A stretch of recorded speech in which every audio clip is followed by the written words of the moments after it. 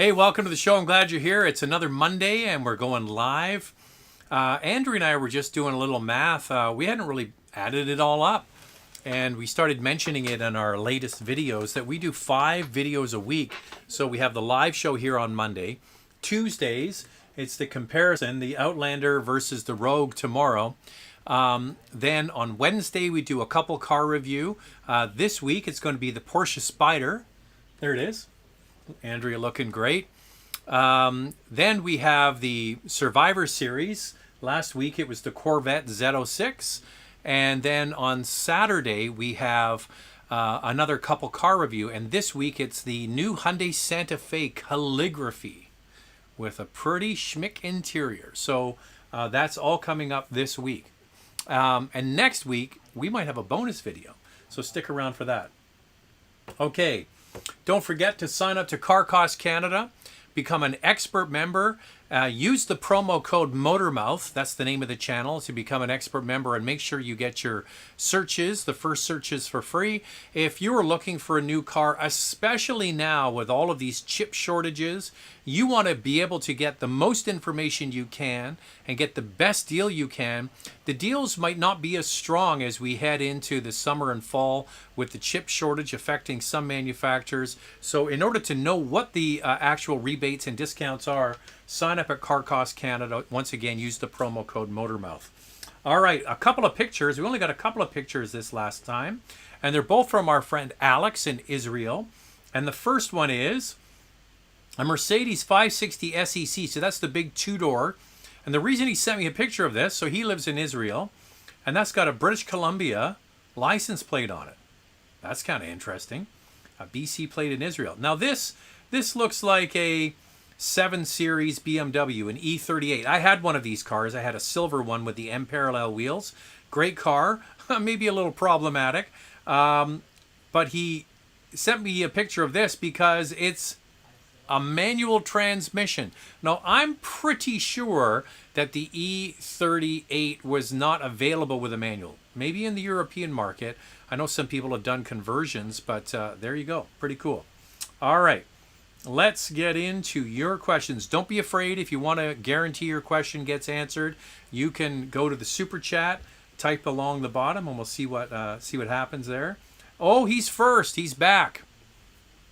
Barrick is here. What are your thoughts on online car auction websites like Bring a Trailer, Cars and Bids, etc.? Well, I think Bring a Trailer especially has opened up, interesting and collectible cars to a lot of potential buyers. I used to think that, if it was on Bring a Trailer, it was really special and unique. Now it's just turning into another, auction site. But it was just sold. I'm trying to remember who bought it. It was sold last year, and the guys who started it are staying on for a few years, but it just sold for a whole lot of money.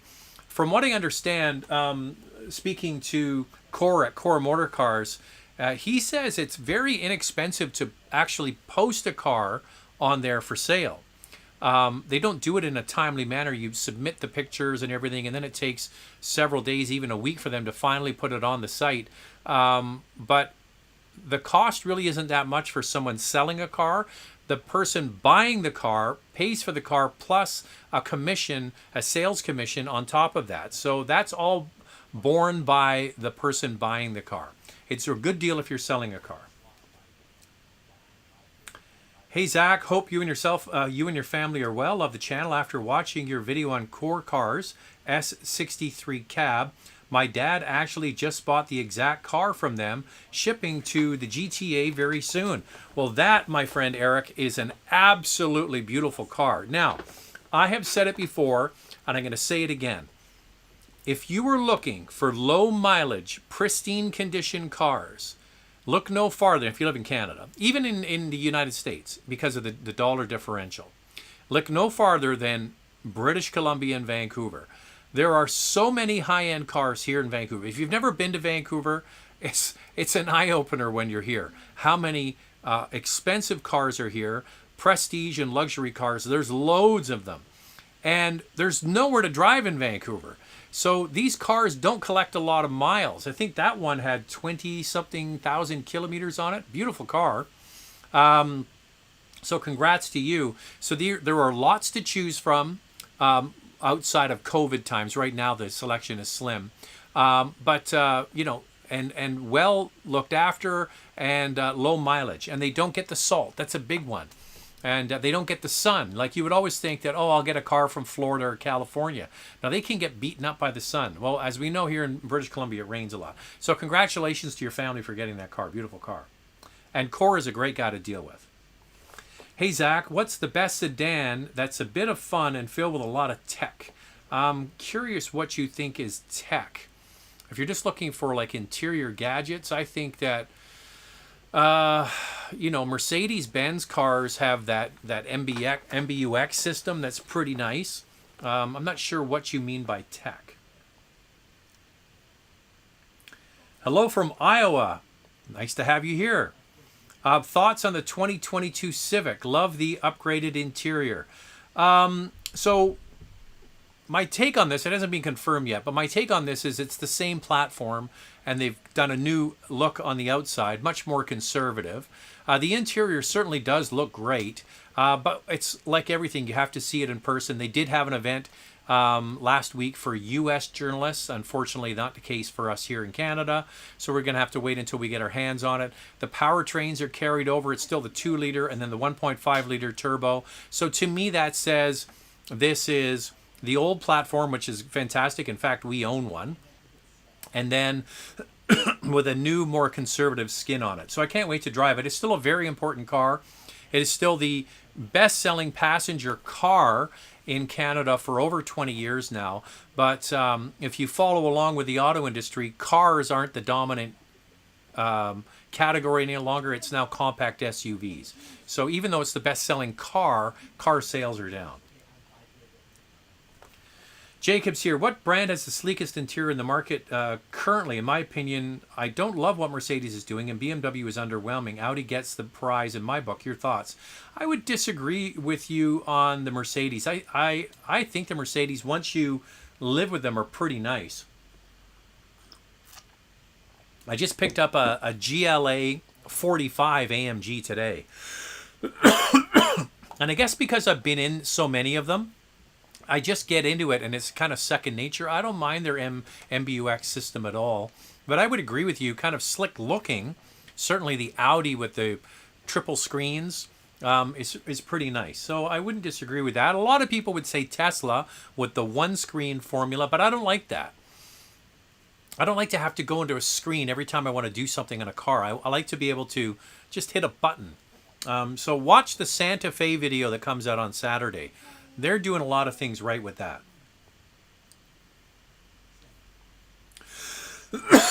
Excuse me. Dean is here. Will you be getting the Blackwing to review once it lands? July, it's scheduled for production. The plant reopened today. Great news. I was just reading that General Motors is idling the plant that makes a lot of Cadillac products because of the chip shortage. So the short answer is yes. Supposed to get the Blackwing. Which one we're going to get here? They're only probably going to ship one car here to Vancouver. It's either going to be the CT4 or the CT5. I'm hoping it's the CT5, but we might get the CT4. I've been told it's coming. Same thing. Things are changing in the auto industry. General Motors has been hit by this chip shortage the most. They're losing 121,000 units of production. The Cami plant in Ingersoll, Ontario, near Woodstock, down near London, Ontario, is being idled for 2 months. Their second best-selling vehicle outside of the Silverado is the Equinox from Chevy. Come in. Have a seat, Jack. What are you bringing? It's like Santa. Santa with Stella. There, nice. Yeah, I did. There it is. Nice. Thanks, label Jack. there. Well done. So, when is this misery going to be over for hockey? I think there's only 5 games left. Oh, thank God. Yeah. I can't take it anymore. I think it's so boring. It's just so repetitive. As a Chicago Blackhawks fan, I don't want to see them play the Florida Panthers for 4 games and then go play Columbus for 4 games and then Detroit for 4 games. Like I'm not like minding hell. the Canadian division, but But just make the misery end with the I, Canucks. at least with the Canadian division, you get to watch the Canadian teams play each other. But for the Blackhawks to play Florida for 5 games in a row, you know how boring that is? It's the Panthers. They've never been exciting. Like, they're good this year, but they're not an exciting team. Or Columbus for 4 games in a row, and then you got something against Columbus? They're terrible. And then to play Detroit for 4 games in a row, it's just terrible. They suck. Yeah, they're equal Columbus and Detroit now. Well, those are some easy wins for the Blackhawks. Yeah, but it's boring to watch. It's like a 5-1 game every time. Like, who wants to watch that? At least with basketball, you get to watch different teams play. It's not like you're watching the same 6 teams over and over for the whole season. Well, aren't the Raptors playing LA again tonight? Something like that. No, they play tomorrow against the Clippers. So okay, time to All go, right, Jack. We're get back to our people on the internet. Yeah. Good work. Solid effort with the sports and the beer, especially the beer. This is what we call a subscriber sip. Now, people who are watching this live, you're subscribers. You got notified. You're here to watch the show live. So when you watch this after it's played back, if I take a sip, you hit the subscribe button. Good and cold. Stella Artois. Okay, as I was saying, 121,000 units from General Motors because they have to idle plants due to this chip shortage. The second best-selling vehicle in the Chevrolet lineup outside of Silverado is the Equinox, a small SUV, and it's made in Ingersoll, Ontario. They're shutting that plant for 2 months. 2 months because of the chip shortage. Other big news here in the Canadian market, the Cambridge plant for Toyota that makes the RAV4, also makes the RX and the RX Hybrid, shut because of COVID at one of the suppliers. So this shows you how integrated this just-in-time system is. So if you have a supplier, a major supplier that has to shut down because of a COVID outbreak, well, those cars can't be made because they're waiting for like one part. Like if you're missing one seat from a car, you can't finish the car. So they're idling output there, and that is the largest factory for Toyota in the Americas. So that is a big deal. So we're going to see lots of issues when it comes to supply. Hey, we got us super chat. Peter's here. Time for a new car company. Must buy the dealers we do business with. Oh, must buy from... Okay. Time for a new... Oh, there's my dyslexia kicking in. Time for a new company car. Must buy from dealers we do business with. CX-9 signature... I screwed that up royally, didn't I? Time for a new company car. Must buy from dealers we do business with. CX-9 signature. Highlander Platinum or VW Cross Sport. Currently CX-918. I would go back to the CX-9. I'd go back to the CX-9. That's what I would do. I hate to say it, but that's really that's the one I would choose. Jerome is here from Quebec. Hey, Zach. My dealer bought back my CX-30 GT for only $250 than what I paid for it 7 months ago. Will that used car frenzy last long? Thanks and cheers. Well, Jerome, I think that, yes, we're going to see a shortage of cars in the automotive industry. Typically, when you have a major shockwave in the economy, like in 08, 09 with the Great Recession, car companies were throwing all kinds of money to get cars off the lot. And I truly thought when COVID hit just over a year ago, that would be the case. We had no idea after the initial shutdown of the economy for 3 or 4 months last spring, how quickly the car industry would rebound, right? Not only here, but many places around the world.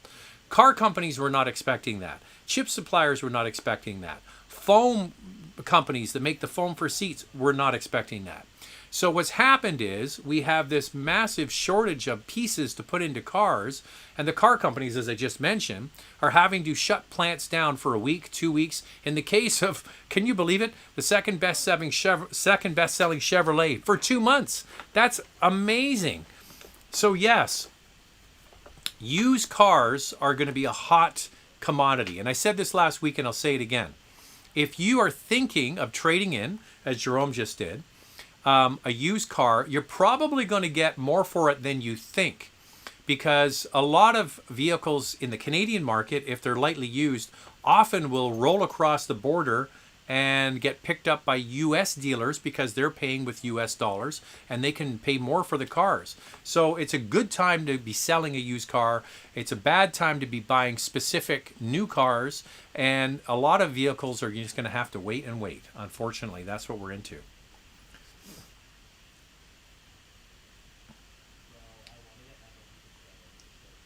Do you think the new A3 will have a convertible version? That's a good question. I never thought of that because, yeah, we did have the A3 sedan and we had the convertible. I don't know. I don't know the answer to that. I know we're not getting the hatch, but yeah, that is a good question. That's a nice little car. Basically, it's a Volkswagen Golf GTI convertible because it's got the more powerful engine in it on the Golf platform. That's a nice little car. Very hard to find used. I've looked for a used A3 convertible. Not many around. Here's another thing. I'm amazed at how expensive used cars are now. I could probably sell my 16 Accord for the same or more than what I paid for it 1.5 years ago. Will the semiconductor shortage make... Yes, this is making it all worse. There was... I'm trying to remember what executive I was reading on Automotive News saying that the chip shortage could last well into next year, so more than 1 or 2 years. It's going to take a long time for the chips to be, because it's not just the auto industry, right? It's all industries that use any kind of microprocessors or chips are all looking for these things. So it's going to be interesting to watch. Used car market is as hot as real estate in Canada. Our price is going to go down at some point. Not for a while. You've got to know that my pal Dennis DeRosier, who's Canada's leading auto analyst, put it to me in simple terms. He says, I don't look at a car as an age. I look at it as a bucket of miles or a bucket of kilometers. And after a certain amount of time, the bucket is empty and you got to get a new bucket, right? So once you mile out a car, once it gets to a certain age, it needs to be replaced. And a certain number of cars have to be replaced in the industry every single year. So there's a certain amount of buying that kind of has to go on because cars are just basically aging out and miling out. Now, there was a lot less driving going on at the beginning of last year because of COVID, but now we're seeing those numbers starting to come up. So what I would suggest is that the point about the chip shortage isn't changing anytime soon. I think we're only just starting to see major slowdowns. Like I've been watching this every single day. There have been announcements, a plant shut here, a plant shut there, closed for a week. Now we're seeing plants shut down for longer. I think it's going to be even worse. I think it's going to get worse before it gets better. Nick is saying, what's the right midsize SUV right now? Now, Nick, when you say midsize SUV, are you talking about 3-row midsize SUV? If it's that, then it's easy. That's the Kia Telluride, in my opinion, is the one to beat, or the Palisade, the Hyundai version of it. If you're talking about 2-row SUV, I still love the Grand Cherokee. I know the Grand Cherokee's at the very end of its run. There's going to be a new one coming, but I still love the Grand Cherokee. Andrew and I had a Durango last week. It was in a V8 Durango. Obviously, most people don't buy the V8, but I was driving it and I just love it. And that's the longer version of the Jeep. I just think they're great. I still like that. Derek's here. Nice to see you here. Germaine is here. Oh, dude,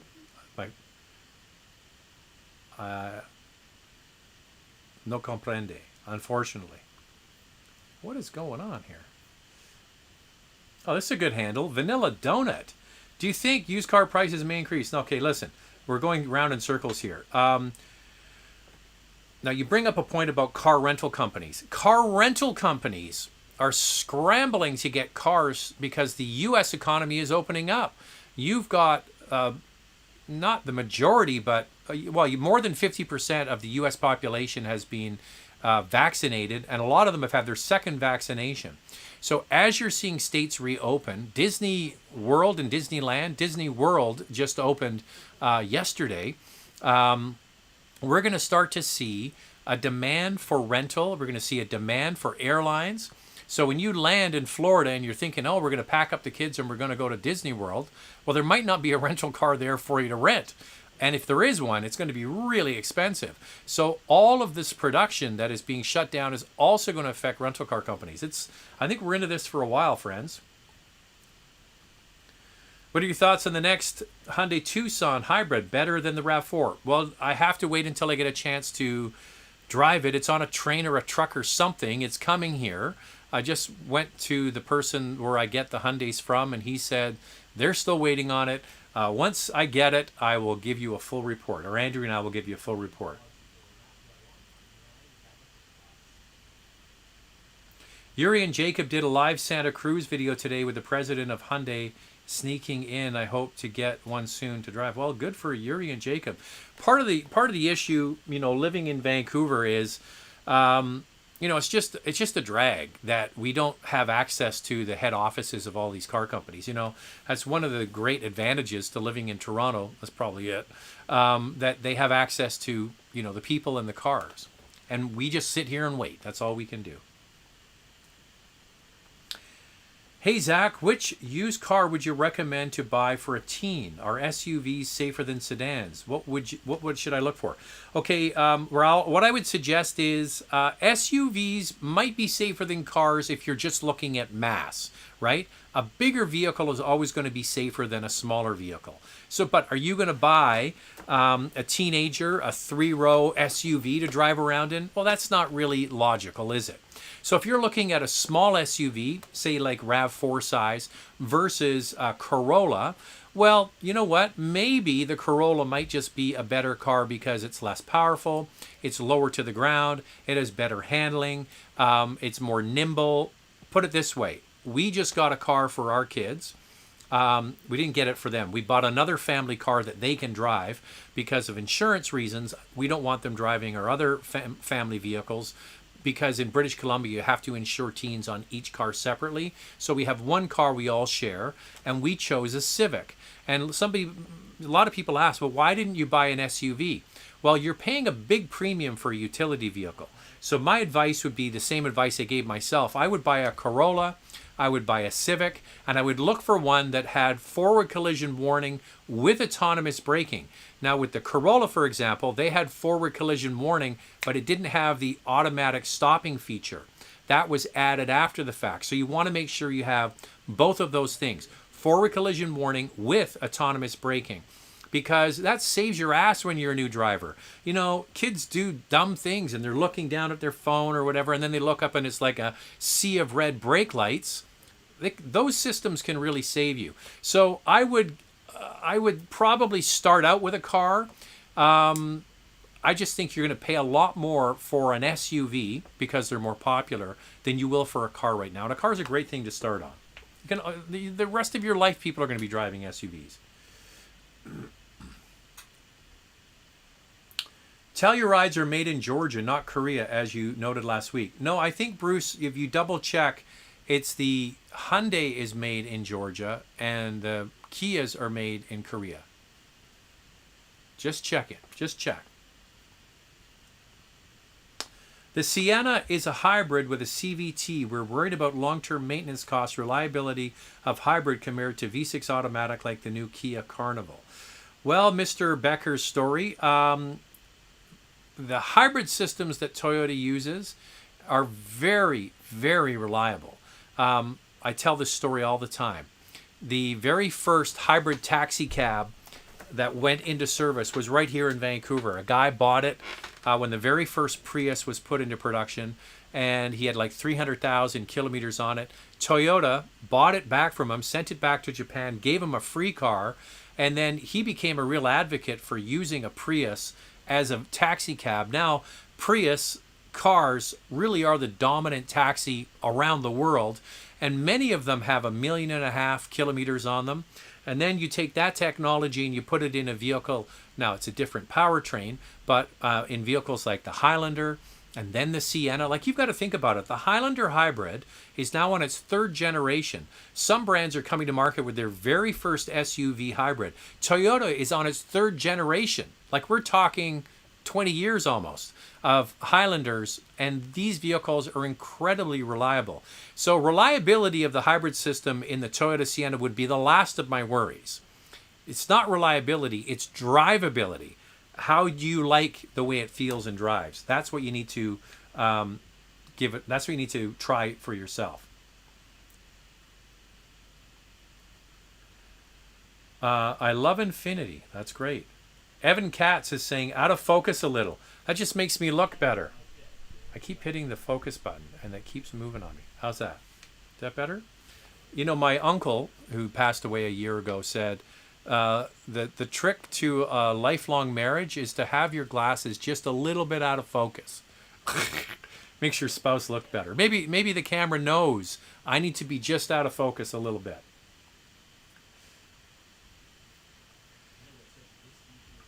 When do you think car dealers will have inventory like they used to? We're going around in circles on this. I think it's going to be into next year probably until we have a steady flow. Plus, we still got to get through COVID. That's another thing. Nick is here from Ohio. Welcome, welcome. Wonder where you are in Ohio. Why does Hyundai not offer wireless Apple CarPlay? It's more expensive model with the larger screen. Any news on when you will get the GV70 to test? Appears to have all the latest tech, but CarPlay. Why does Hyundai not offer wireless Apple CarPlay on its more expensive models? I'm not sure. It's probably got to do with whatever chipset is in there. We're getting back to chips again. So whatever operating system is running the larger screens probably needs, the processor needs to be changed in order to take those components. I really don't know the answer to that. And I wouldn't suspect that Hyundai and Kia are going to leave these things too long because they are very proactive with their cars. They are very on top of bringing the new technology. In fact, they were very early into the Apple and Android game long before others were. And I think that they benefited from getting much higher quality scores because they had that technology in those cars. When it comes to the GV70, same thing. Apparently it's on a train somewhere. We'll have to wait and see. Telluride or Highlander for long-term ownership. Do you recommend something else? I think if you're just worried about long-term reliability and ownership, just buy the Toyota. If that's going to make you sleep better at night, like people say to me all the time, "Oh, what do you think about this car? And it has a CVT, and I'm really worried about the CVT." If you're worried about something, buy something else. If you're worried about a car having a dual clutch transmission and what's the reliability, don't buy it. Buy one without a dual clutch. If you're worried about a CVT and I'm not sure, don't buy one. If you're worried about a Telluride versus a Toyota, buy the Toyota. Vote with your wallet. Can't wait for the Santa Fe review. Had my calligraphy for 2 months now and very happy. 19-inch wheels are a big letdown though. Yeah, I'm not loving the wheels. Andrea thinks they look okay. I kind of agree with you. I'll bring that up when we do the review. No, we did the review already. It's already done. JR's here with a super chat. Well, thank you for that. We'll also do a subscriber sip. Yeah, how many people are on board? 270. Okay, so make sure that, see if I can get that in focus again. Make sure you hit the thumbs up. We've only got 63 thumbs up. Love to get it over 200. I think we got close last time. There's something going on with the focus.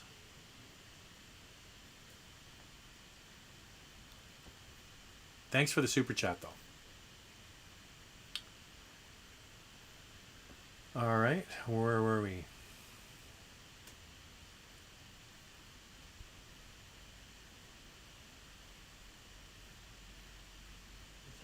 Brian is back. Nice to have you, Brian. Have you ever driven the latest NSX? Is it safe to say it's a wise investment when it comes to resale value in years to come? Thanks, Zach. I have driven the NSX. There is a video on the channel. I'm not sure what the collectability of that is going to be. There might be some people that are a little reticent because it's a hybrid and maybe worried about that long term. So yes, go and check the channel for the NSX. You will see it on there.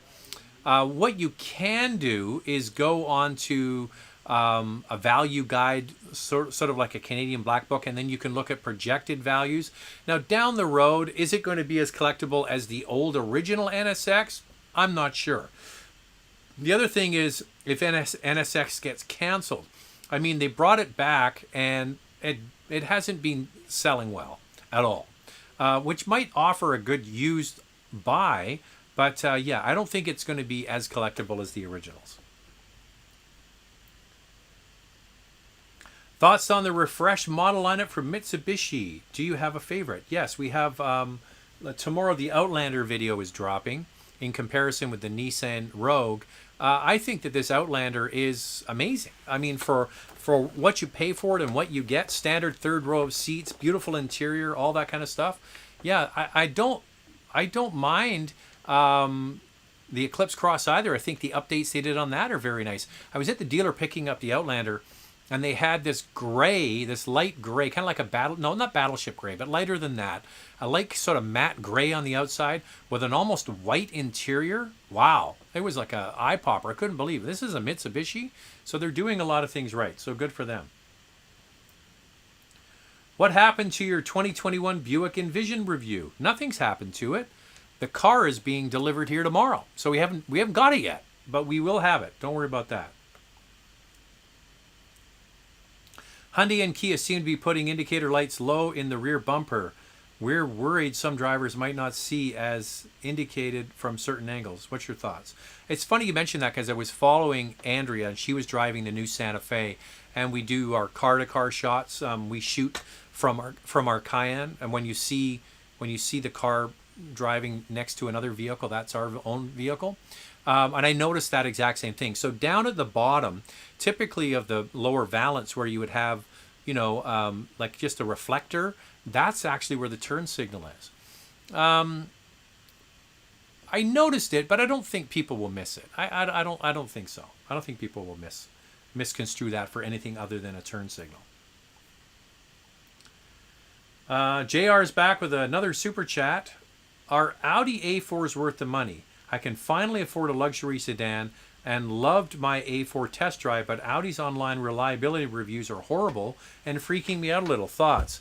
First of all, don't read online reviews from people about reliability. Anybody that ever posts about reliability has a problem with their car. Do people really chime in on web forums and go, oh, my A4 is great, I love it, I drove it today and nothing happened? No, you never hear that. I would suggest that the Audi A4 is quite a reliable car. I have looked at the quality scores of Audi, and they are they're quite good. And certain models have had issues. A lot of the new tech cars, like the A6, for example, with all those screens. But I don't think the A4 is one of them. I would suggest that you, if you like the car and you thought it was great, I would go for it. I think I'm a big fan of what they call the A4 family. So that's the A4, the A5, the S4, the S5, the RS5, and so on. It's all part of what they call the A4 family. It's a great platform. It feels very light and nimble. I liked last year where they had the MMI controller for the head unit. They got rid of that and they just went to touchscreen. I kind of wish they had left the wheel there, but that's something you'll get used to. So first of all, nobody ever posts online, especially web forums, about, oh, I drove my car today, it worked great. No, they only post when they have an issue. So don't get sucked into that.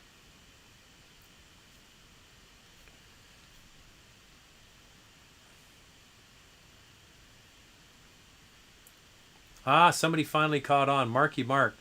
What is the Nissan Steve on your screen? I always joke that they call it the Nissan Rogue. And I always say there's nothing roguish about it. It should be called Steve or Dave or Bob. The Nissan, so I put Nissan Steve there. Because like if you think, what is a Rogue? A Rogue is out there, a little down and dirty. And the Nissan Rogue is not that. It should be called Bob or Steve.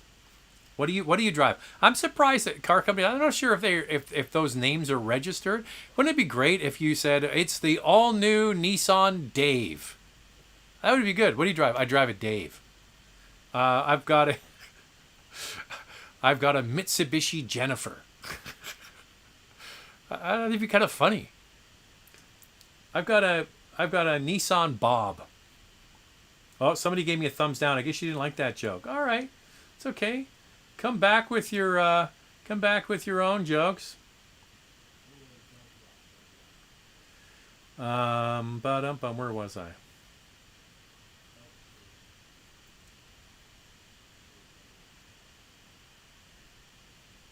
Hey, it's Josh from Montreal. How's the lockdown going? I think they opened up the lockdown from 8 o'clock to 9:30. Is that right? So hopefully that's working out. Just saw a Defender 92 door, and now thinking of getting one since it's kind of in my price range. It's a more compact, luxury capable SUV. Rear legroom is great. What are your thoughts? I don't know, dude. I just, that is one brand that scares the hell out of me when it comes to reliability. I mean, I don't know. If you like it, lease it. That's all I can say. Thoughts on the new A6 All-Road? Love the functionality. Would love for you to test one out. So would I. I'd love to get one, Eric. I'm a huge fan of wagons. I mean, are you talking about the All-Road or the RS6? I would suggest that maybe, just maybe, with the success that Audi's had with the RS6, we might see some other kind of high-performance wagon, but I don't know. There was also some spy shots that looked like a Genesis G70 shooting brake design, kind of like the Sport Turismo from Porsche. We'll have to wait and see if that's just internet or a real thing.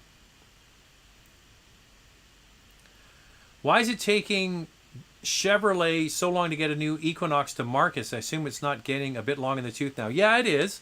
I agree with you. SUVs seem to have a long shelf life because so many people are buying them that they're selling. So if you had a car company that you were running and you had vehicles that were selling quite well, would you invest all kinds of money in those or just keep selling them, right? Now, you get to that point where they get far too long in the tooth, as you mentioned. But yeah, it is due to be refreshed. Right now, you're going to have a hard time getting one because they just shut down the production for 2 months. What do you think about the 2021 BMW X3? I strongly suggest you go back onto the channel and do a quick little search because there's been X3 videos. There's a X3 30i and a 30e. That's the plug-in hybrid. Videos that have just come out within the last 2 months.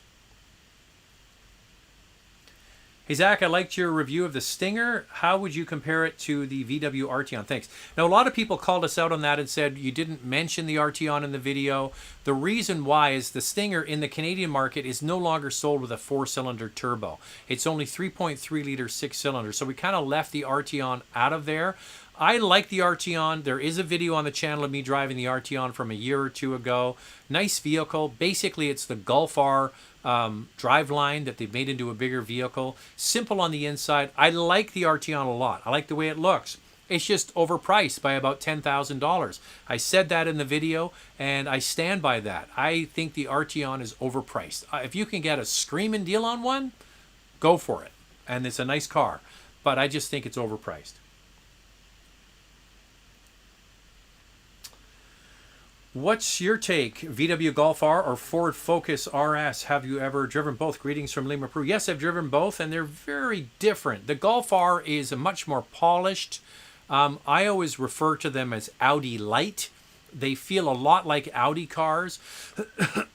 In fact, I would suggest that the Golf R is a little bit soft, and a lot of guys change the suspension on them. Where the Focus RS is definitely much more of a boy racer, go-kart kind of feeling car.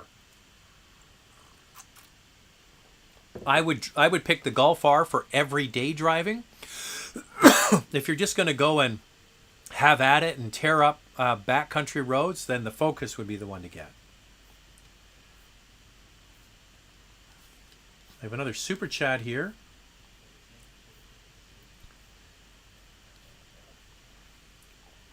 Ever had an emotional reaction to a car? I randomly ran into one of my heroes, Ferrari 250 GT, and got a little choked up. I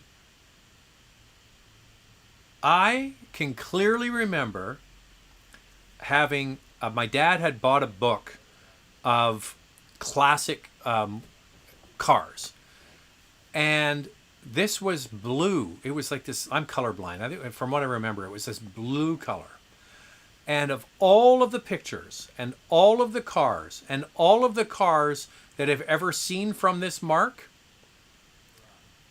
the exact same car, the 250 GT. The Ferrari 250 GT, in my opinion, is maybe the most beautiful car ever made. And I can clearly picture the picture, the way it was shot. I'm sure my dad still has the book. And ever since I saw that picture, I focused on it. And I remember we went to a museum. It wasn't the Peterson Museum in LA. It was another museum. It was a private collection in LA. Can't remember which car company took us there. And there was one sitting there. And I just looked at it and looked at it and looked at it. I think that I agree with you. I think it's one of the most beautiful cars I've ever seen. Now, when you see Mercedes-Benz 300 Gullwing in person, that is gorgeous. That is it's a big car. When you see the Gullwing Mercedes, you think, oh, you know, that's kind of cute and small. No, it's big. It's got this huge long hood on it. That is absolutely gorgeous. I'm a huge fan of front engine, rear drive Ferraris. Mid-engine Ferraris, kind of all look the same to me. You give me a big long hood, rear drive, front engine, rear drive Ferrari, especially those cars, those early cars. Now, if you follow the Ferrari market, the car you reference and the car I love and the one that you covet, they're tens of millions of dollars now, maybe even more. I mean, just amazing machines. So I'm with you on that. It's funny you mentioned that car because that is the car for me. That's the car. But regular viewers of this channel know I just love, as a car to drive, but also a nice looking car, is the 911, the GT3 Touring is my favorite.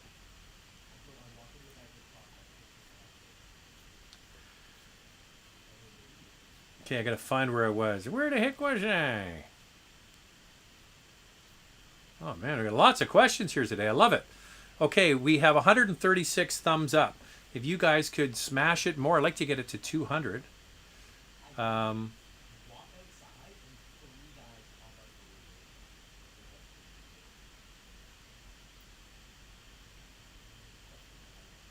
Okay, I'm catching up here.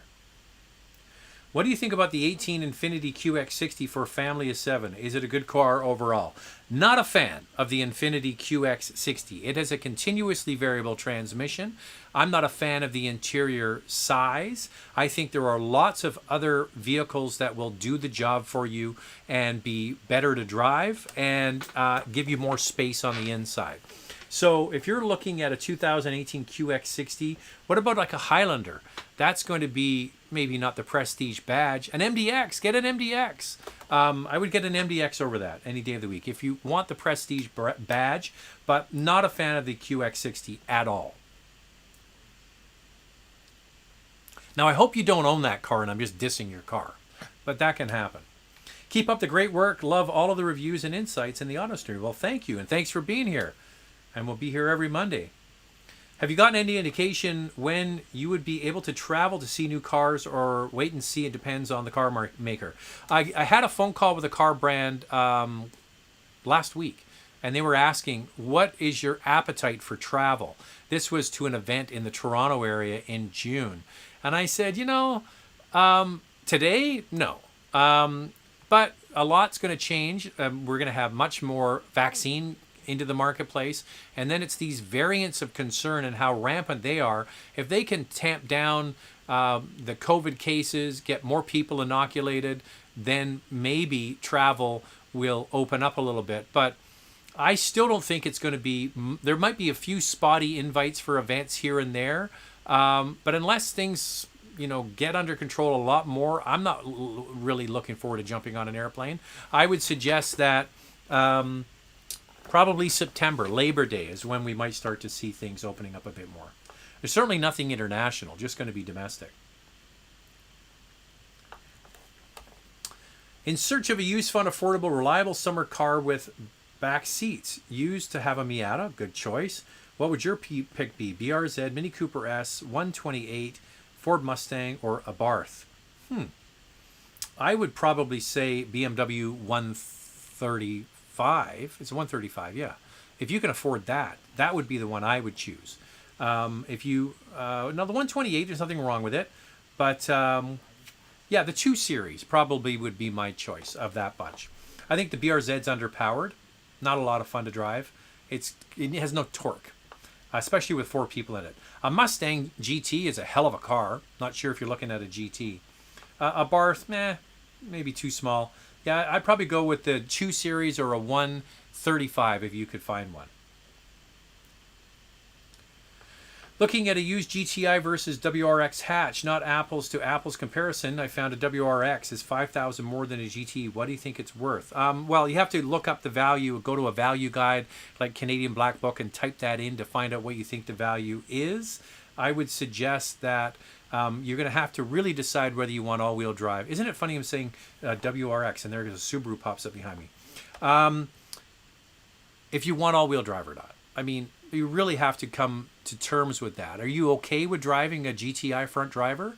If that's the case, you can never go wrong with a GTI. Well, you can go wrong with a GTI, but I mean, it's just a great car.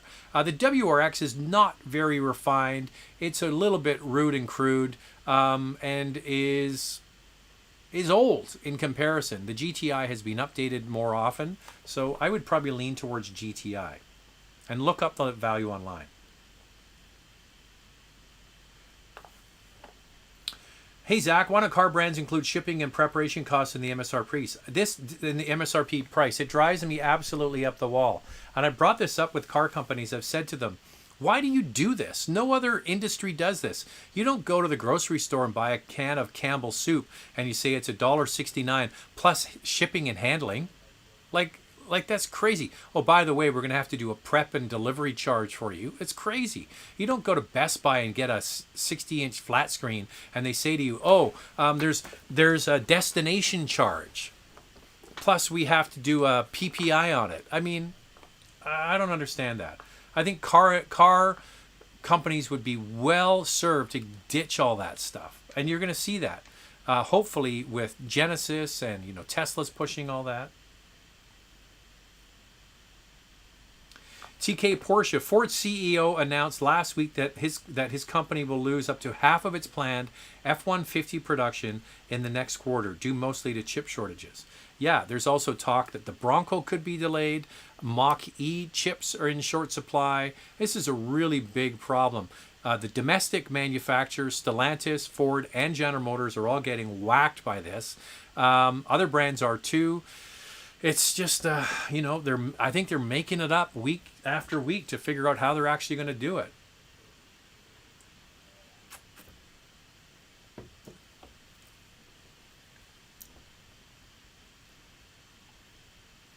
Any thoughts on the new Civic following last week's release? Might be a while before we can actually get them. They're scheduled to be June. Made in Canada, in Alliston, Ontario. Hopefully there aren't issues with that factory. Yeah, so June is what I'm hearing. Map Training says, hi, Zach. Well, hello back. Here's Jerome again. I'm wondering if consumers are more aware of how a car is made and how workers are treated to make the car. For example, won't buy a car that's partially made by Uyghurs. Thanks. I would suggest most people have no clue how cars are made and where they're sourced and what components. So if you're talking about a car that's made in China or parts of the car that are made in China, there are very few cars that actually come here from China, and then there might be some components in Volvos, for example. So how would you know that? I'm not exactly sure. Are most people concerned about it? No. Are most people going to take your stance and not buy because of it? Not likely.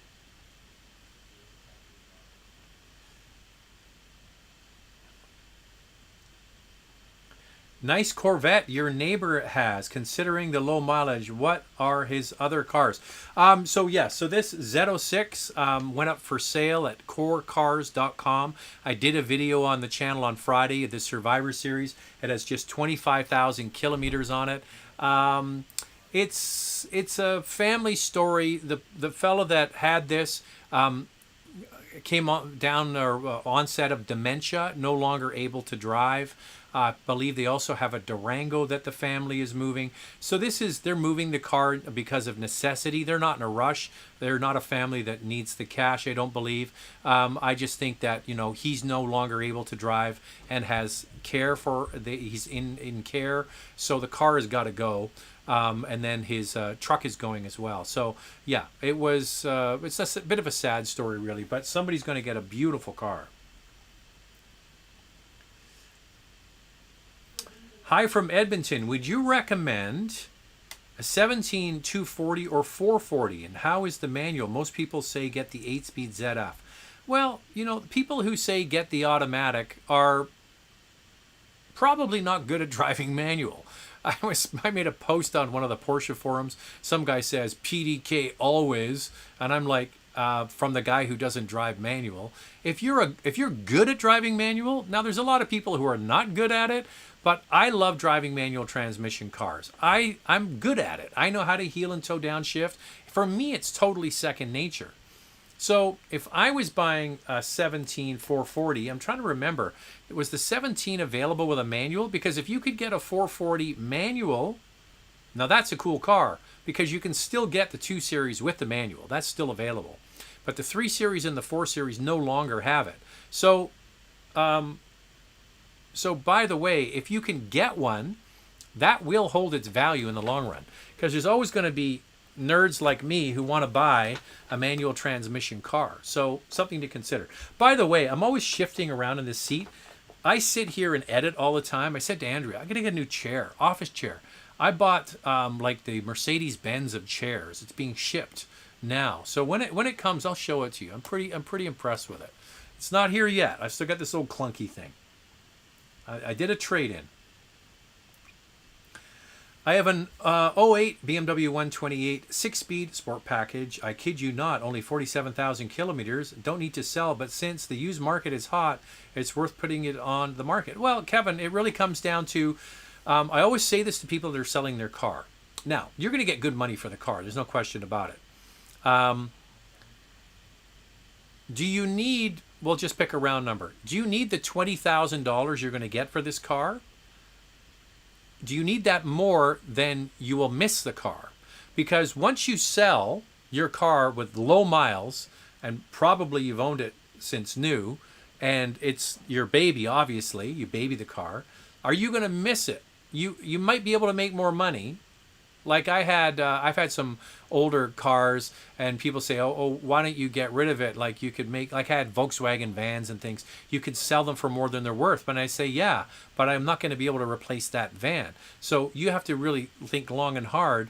Are you going to miss that car? If you're past it and you're time to move on and you're just thinking, I don't really care. The market is hot. And especially heading into summer, I mean, a 128 is a hell of a nice car. I mean, I said earlier buy the 135, but I mean, there's still nothing wrong with the 128. Last of the inline 6 cylinders, naturally aspirated, 6-speed manual, sport pack, cute little car. It's a wonderful machine. Are you going to miss it?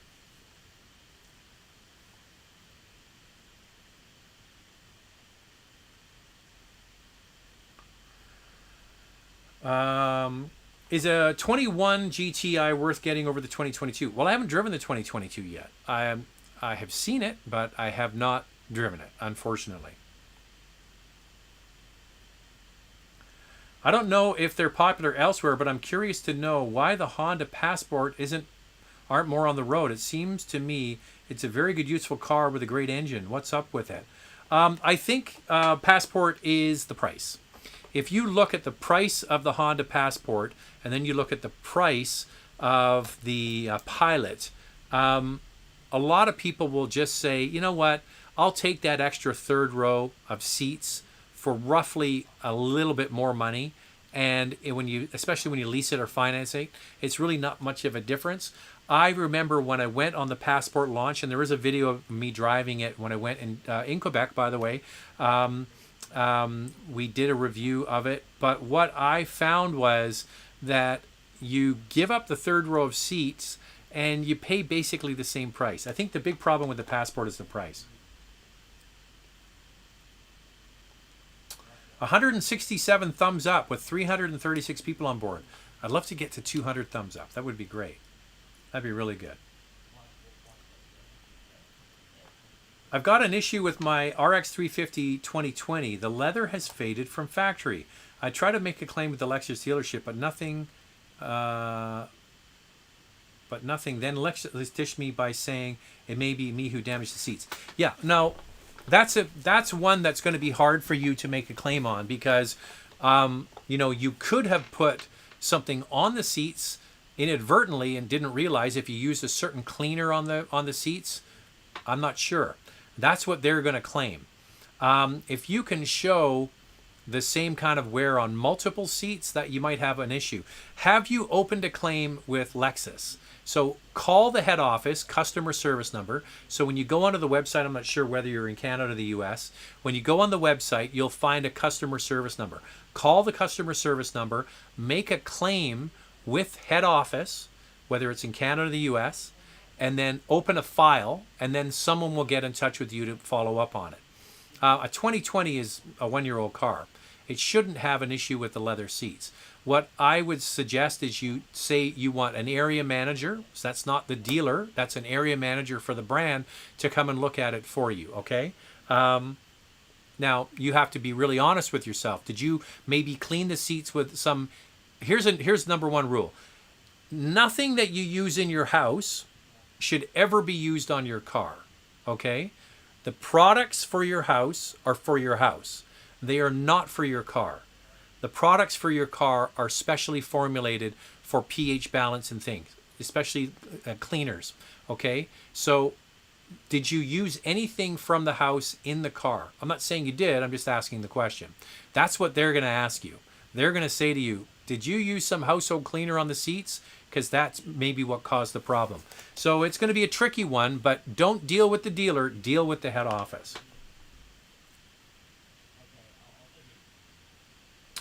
Peter, I picked up a C8 last September. Dealer called to buy it back for what I paid. May sell it for $15K over for a private sale. Then on my bucket list is the 911 Thoughts. Hey, it's interesting, because a lot of people said, the C8 is the 911 killer. I mean, people who buy these, we're going to steal all of these sales away from Porsche. Well, they're very different cars. A Corvette C8 isn't a Porsche. Never will be. The problem you have is now you got to go out and find 911. Especially in the used market, if you think C8 prices went up, just put your glasses on and have a look at what has happened with 911 prices. They have gone up anywhere from 10 to 20% depending on the year and the trim and the options and what you're looking for. So you're going to make a lift on the Corvette, but you're going to have to pay a lift in order to get a 911. And try getting one new. There's going to be a long list of guys who want it. I'm trying to figure out which car to buy. Mazda 3, Nissan Sentra. Just saw your review of the Nissan. I am a big fan of that Sentra. There's nothing wrong with the Mazda 3. It's a great car. It might even be a benchmark kind of vehicle in that class. But I say you go back and drive them again and see what you like. I think when you start crunching the value you get in the Nissan, it's pretty compelling story. But the independent rear suspension, the Mazda 3 no longer has independent rear suspension. One thing you're going to notice, the Sentra comes with a continuously variable transmission where you get a 6-speed unit in the Mazda, which does give a much more realistic kind of feel to it. So try them out again and see what you think. But I agree with you. I think the Sentra is a wonderful car. Called the Porsche dealer about a new base 2022 Cayman, and the guy said if I ordered it today, it might arrive here in June of 2022. Nuts. The car market is upside down. You got to remember one thing. People with money in COVID are bored and they want to spend their money on stuff. They're not flying to European vacations. They're not going to the Swiss Alps to go skiing. They're not taking their kids for a spring vacation in Japan, like what rich people do. They're bored. They might have renovated their bathroom. Now they want to buy a toy. A lot of people are buying toys, and there's a long list of people. So when you're out there shopping for a toy, there's a lot of other people out there shopping too. That's why we're seeing these prices go up. Plus, money's cheap, and people who are borrowing money are getting it at record low prices. Lucas is here. My aunt and uncle are looking for 2021 Sienna Limited all-wheel drive, and dealers barely have any. The dealers don't. The dealers don't when they will show. Don't know when they're going to show up. Illinois doesn't have any, nor does Indiana. Crazy. Yeah. This is our world now. Who would have thought a year ago that we would be talking about a shortage of cars and prices inflated? That's one of the issues, with all of this money that got pumped into the economy, central banks easing, making capital, that's what they had to do to stimulate the economy. But there could be a case made for, we're seeing inflation in house prices, in car prices, in energy prices. We've seen the price of fuel, commodity prices. So we might be staring down the inflation monster, which is, from one dude to another or person to another. If your mortgage is near renewal, maybe want to lock it in at these record low prices now, because they're probably going to go up. That would be my guess. That's what we did. Hey, we're exactly an hour. We have 191 thumbs up. So please, before I go, get it up to 200. I only need 9 more people to hit the thumbs up, and then we get it to 200. I don't know if that does anything. We'll see, but... after a week, I get about 4,000 views on these live chats. I think that's pretty good. And it's all because of you guys. 192. So we're having chicken tonight. And don't worry. We'll be back next Monday. There's lots of videos. We have the Mitsubishi Outlander and the Nissan Steve tomorrow. Then we have on Wednesday, we have the Spider that's going to drop, the couple car review. Friday, I believe it's a Carrera 4S GTS. Pretty cool car. That's one of the core cars, vehicles. And then on Saturday, it's going to be the new Hyundai Santa Fe Calligraphy. So lots of videos this week. And we got it over 200. Awesome. Look at you guys. You're the best. Okay, I'm going to go eat chicken now, and I will give Andrea a big hug from all of you, and we will see you next Monday. As we say on TV, we'll see you on, as we say on TV, we'll see you on TV, but you know what I mean, on your screen tomorrow. Cheers. Bye.